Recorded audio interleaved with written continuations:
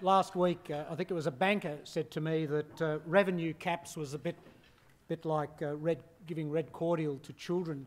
They were very desirous of it, but it wasn't particularly good for their health and maybe not good for the public health. But turning to revenue caps, Hugh, the revenue caps, are they going to give you an incentive to keep people on the grid rather than disconnecting from the grid? Happy to answer that one, Paul. Certainly a price cap model where the business carries the risk of volume and carries the risk of its own prices seems like one that better mimics the market and the one that we would always propose. We recognise we're now moving to a revenue cap which will shield us from those risks for the 5-year regulatory period. But we certainly look at the game as a longer-term game these days. More and more we see that we're in a long-term competitive industry. A lot has been written about the changing industry, about the changing dynamics, the changing technology, the changing customer options.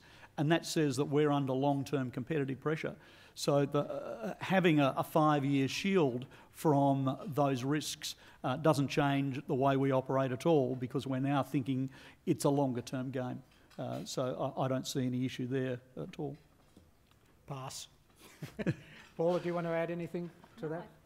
I think that's right. I mean, we were clear in terms of why we moved to a revenue cap, and in absence of being able to get a good understanding and a good handle on future demand, we did move to a revenue cap for this regulatory period, but we certainly left it open in subsequent periods to review that, and the incentives remain the same regardless. Terrific, thank you. Okay, well, over to you. Thank you. Neil Gibbs, Marchmont Hill. Good afternoon. If we accept the results of the benchmark analysis when finalised for New South Wales, we're going to see, whatever the outcome, a significant gap between current and benchmark performance. What's your attitude towards time and cost allowances to help them make that transition? I think that's yours, Paula. I think that's mine. Thank you. That's not the question you said you were going to ask me first, and just to get this one out of the way, I live in Williamstown, so it is the Western Bulldogs is my answer to that one. But to your question with respect to a transition, if you will. So it's, you know, we did acknowledge the fact that in making that assessment of efficient costs, and in the use of benchmarking, it did result in significant reductions in revenue. And we recognize that you can't get from one point to another point in a day. And we were very explicit in our draft determinations in seeking input from stakeholders on any transition issues.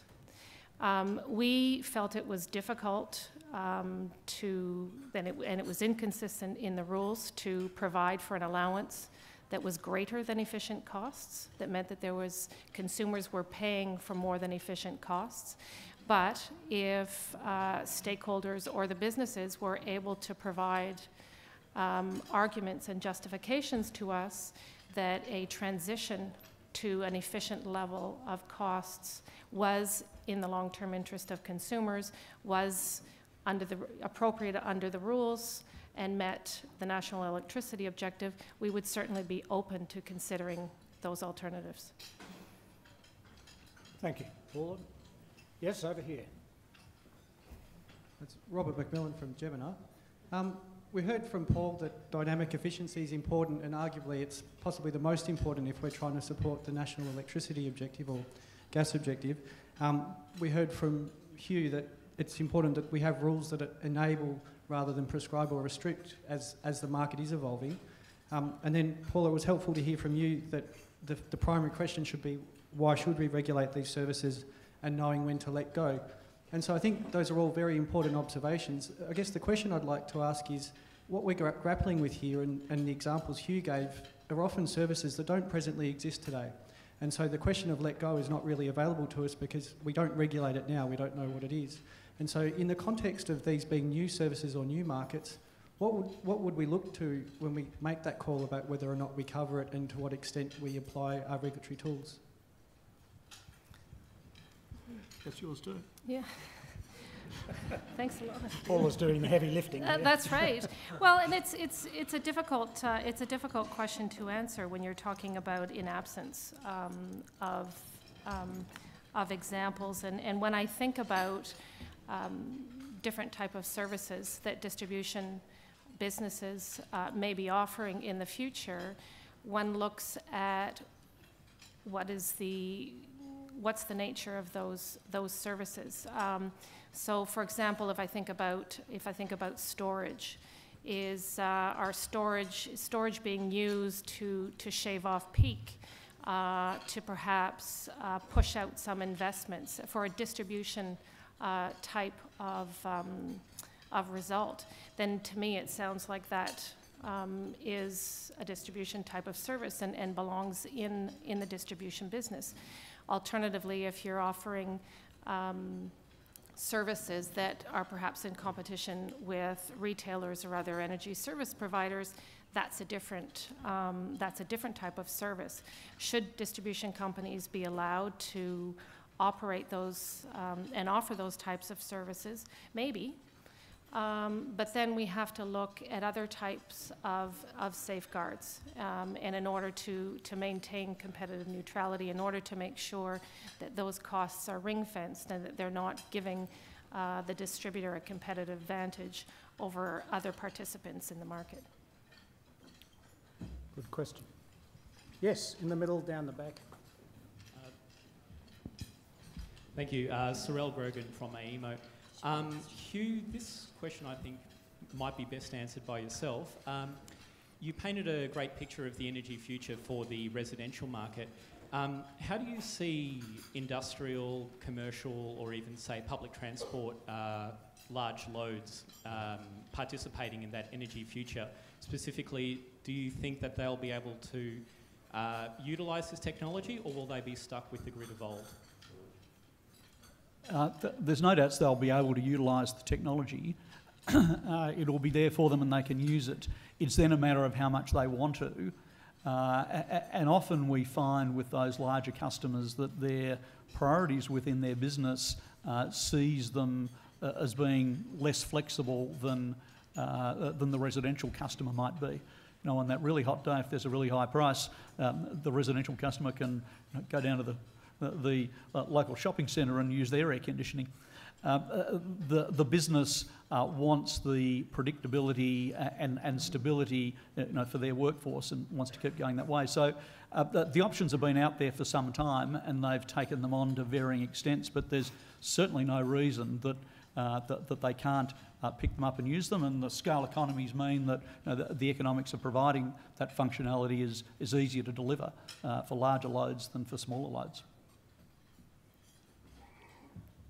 Next question.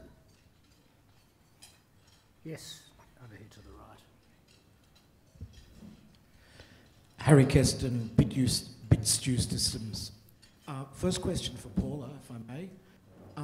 I'm not myself, but I've heard from a number of utilities the challenges facing the requirement to do benchmarking across very, very different kind of territories. And our utilities have quite large territories with totally different profiles. How are you managing that? And if I may, just a question for Hugh. Hugh, what is the distribution, what does the poles and wire company look like in 5 years' time?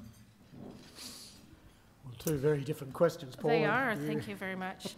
The benchmarking work that we do does allow for what one might call exogenous factors, so factors that are beyond the control of the businesses. We are trying to focus on efficiency of factors that are under control of the businesses.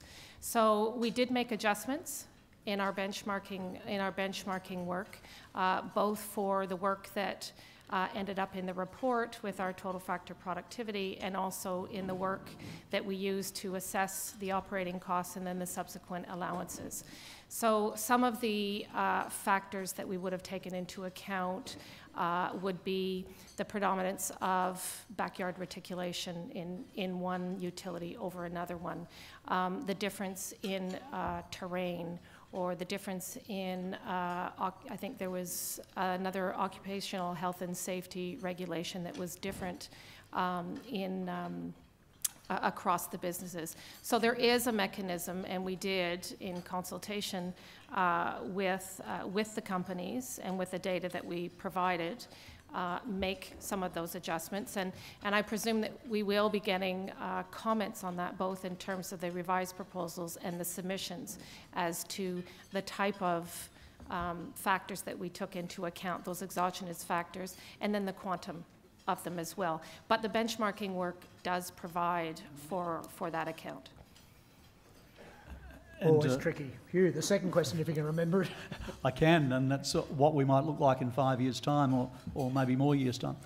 And if I compare to the past, in the past we've been at the end of the pipeline that takes the power from the power centres such as Latrobe Valley here in Victoria to the end customer, and that one-way flow of electricity. As things change and we have a whole lot more distributed generation and we have customers using energy in different ways, luckily we're the ones closest to the customer, so we're the ones who are here to stay. But potentially we turn into the local area network, to put it in IT terms, that's interconnecting the local customers with the distributed generation, managing the power flows backwards and forwards, providing the customers the local energy management solutions, a bit like my hybrid car, making all the different things interconnect at the times they need to optimise it. And so we're down at that local level. We're certainly here to stay, but the business and the operation of the network are potentially very different from what they are now. And so we obviously need to adapt to that to make that work, because that is a big change for us. That question, I think, neatly answers one that's on the Twitter here from Alistair Kingston, which is, will your home of the future represent a big shift in operator thinking? And I think you've gone some way to answering that. Have you changed anything in your home now? Oh, well, that's not my home. That's someone else's home up there that I haven't got to yet. But I must admit, whilst I haven't got to the home, as we've now got a smart meter. I have my portal that I can see the consumption. And when you look at the portal, and we've had the thing on the fridge that tells us what the consumption is, and I certainly note that going out and in the morning taking the dog for a walk and seeing that the level of consumption that was pumping away at 6 o'clock in the morning was surprisingly high. And dare I suggest, as an engineer who's been in the power industry for a long time, I know my 8,760 times tables to work out that adds up to a lot of cost a year. And you do start thinking about what those standby appliances are. You also look at the peak load that you see when the pool pump and the air conditioner come on at the same time. So when you get that information, you do start to respond. There's no doubts about it. Well, my wife is making me put in solar this week, actually. It's in your territory, and then she wants to go to batteries because she's sick of the outages, but I'll talk to you about that afterwards. That was probably a low ball. We better have another question, quick.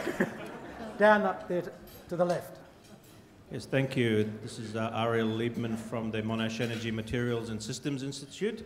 And thank you, Hugh and Paula, for very interesting and informative talks. And so leading on from those talks, I'm wondering what you would see, I'm interested in an answer from each of you, what the one, there's many problems, but one challenge that you see looking forward, 5, maybe 10-year period, that's really exercising your mind, but to which you as yet don't have any good, sort of comfortable answers. Thank you. Where do I start? Do you want to go with that one? Oh, well, let me start first. I think it's an industry like ours coping with the pace of change. We are traditionally a long-lived industry dealing with long-lived assets. But we have assets that have 50-year lives, and that usually means that if we want to find a newer, smarter transformer and put that in, we'll start now and come back in 50 years and we will have completed the replacement cycle. We don't have those timeframes to work with here. So the rate of change of our people, we have people with have been in the industry doing the same thing for a long time. So there's culture change with that, and then there's the rate of regulatory change, the burden of rules that I described that we've created.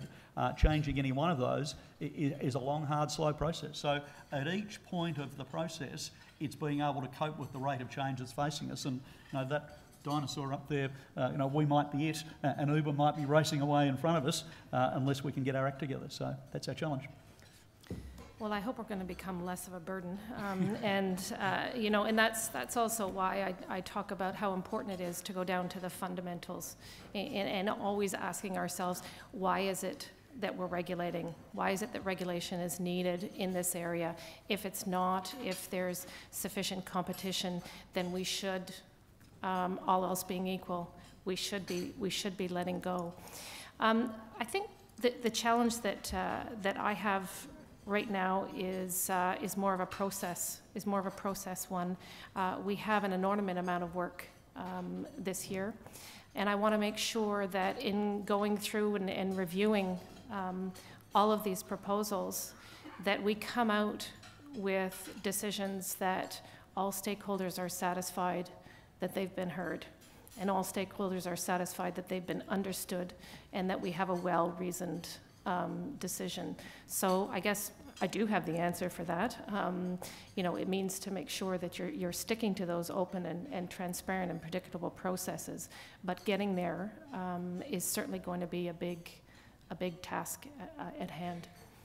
And I might, while the mic is still on, just tell you a bit about, you were asking Hugh about his home and whether he had all those gadgets in the home. I come from Ontario, or I've just been living there for the past few years. There are, all houses have smart meters in Ontario, and there is time of use pricing. And so that has led to quite a few households bringing in different appliances. So we had quite a few appliances that were on timers. So our dishwasher and washing machines and what have you would start at 10 o'clock, and thankfully they were nice, quiet machines.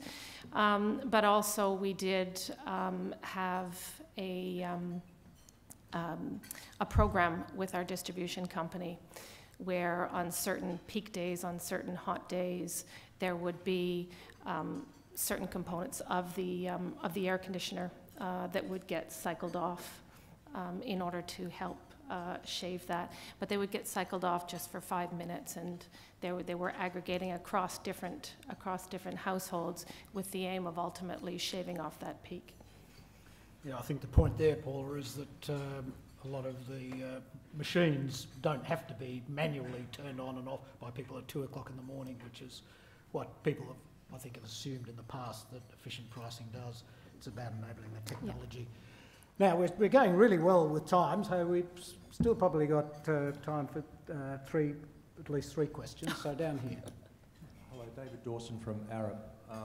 Paula, I'll let you off the hook, and I'll ask Hugh a question here. First of all, just an observation. The industry in electricity today looks like the telecoms industry in Australia in 1992. Over the subsequent 5 years, the industry in telecoms changed dramatically in Australia through the development of competition, particularly past the network boundary, if you want to call that, particularly in the retail space, but let's just call it past the network boundary. My observation in the work that I do is that if I score distribution network service providers, and that's gas and electricity, on a scale of, say, 0, i.e. the customer is, the customer's my retailer, to 10, the customer is my end user. My reflection would be that most DNSPs really have forgotten that their customer is the end user. So my question to Hugh is a simple one. In order to win your vision of the future, you need to recognise as a DNSP that your customer is the end user. Forget about the retailer. That's too easy. It's the end user. Because if you don't, you'll lose as the network business is lost with telecoms. So my question's a simple one. Where does the average industry DNSP stand on a scale of 1 to 10 in your view? And where does your business stand on a scale of 1 to 10? I think that on that scale, I agree with a lot that you've said. A couple of things I don't, but I agree with a lot of it. On that scale, where we are is we've recognised that the end customer is the main game, but we haven't figured out how to deal with that yet. And we come from a world where in that mid-1990s, that structure of the 1990s that created retailers, distributors, generators, it was, well, anyone who's involved in customer service, they go off to the retail arm and dispatch them off, and you people, you network people, you distributors, you're the poles and wires guys or the pipes guys. And that was how the business was structured, and that was how the cost structures were managed through the regulatory processes and those sorts of things. So we realised we've got a lot of catching up to do. And we're coming from a low base. So we're at the point of recognition and realisation, and I think that's happening right across the industry. I suggest that maybe some of the government-owned businesses and the ones that probably don't benchmark very well, potentially, given they're a government organisation, have actually sort of retained some of those, that cost layer around customer service when everyone else was jettisoning it, that they probably kept some of it on. So they might actually not come from the zero base as they go forward. But we've got to come back up that curve. And we've got to recognise that ultimately that customers making decisions as it goes down the path, and those decisions are ones that really count for our businesses. So we've got to make the change that you say. I will pick up on the telco point though. Whilst there are aspects of what we do has that similarity to telcos, and remembering that we have been in retail competition for a long time, but the networks are very different. The natures, just the laws of physics say that transporting large amounts of electricity requires hardware-driven infrastructure. Telco infrastructure is about smarts and electronics that get smaller and smaller. Our infrastructure, the cost of our network and the cost of networks in the future is driven by the cost of aluminium, copper, wood, those sorts of things. So it's very, very much driven by the weight per tonne of those materials, because that's the laws of physics. So we do have that bit of inertia that probably protects us a bit from the fate of the telcos. But that said, we've still got a lot of change to face, and we've still got a long way to go to get it right to manage it. That was an excellent question and answer, but just pick you up on one thing, you're getting rid of those wood and cross arms, aren't you? Yes, we are, yes. So don't put that in your proposal. In a proper replacement fashion, of course. It's always yes to the safety regulator. It's probably worth mentioning that if you talk to the architects of reform in the 1980s, whilst they did privatise a structure that we're very familiar with, nobody at that time said that was the end point. They didn't quite articulate, or couldn't articulate what it would be, but it was not ever envisaged that was the end point. And your question goes to that issue. Very tricky public policy issue too. All right, well, we're nearly out of... I think we've got room for one more question. And if there's a burning question out there, is there? Yes, there is. We might make this the last, and you'll be able to get out of here at 2 o'clock. Hi, Kim Jackson, Hastings Funds Management.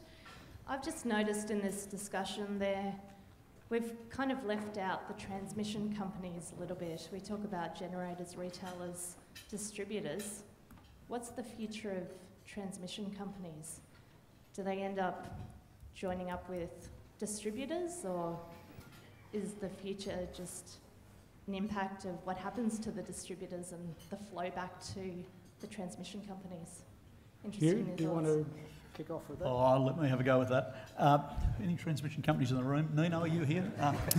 Bess is sitting right in, yes, Bess is sitting right in front of you. Do you want to have a go with that one? Close your ears, Nino. I'm sure they're here to stay, but we're certainly seeing in that transmission space that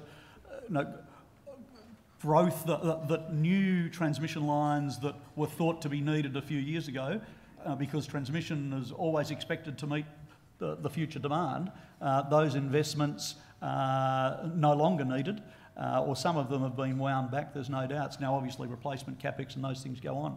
But not for us to speculate as to what Hastings or other investors might do in terms of buying and selling these businesses and merging them. I see some money over there for $5 has been put up, so that's looking good. But no, they're still a part of the network. They'll be part of the network for a long time. But I suppose as a distributor, I feel that we're a bit closer to the customer, and therefore we're a bit safer when I go to my ultimate local area network model. But you know, it's hard to imagine that we get all the way to the point where you know, we still don't need that infrastructure long term, but the amount of load that it carries might be less. Good answer, Hugh. Well, I think that probably brings to a close the questions. I think you'd have to agree it's been a most stimulating luncheon.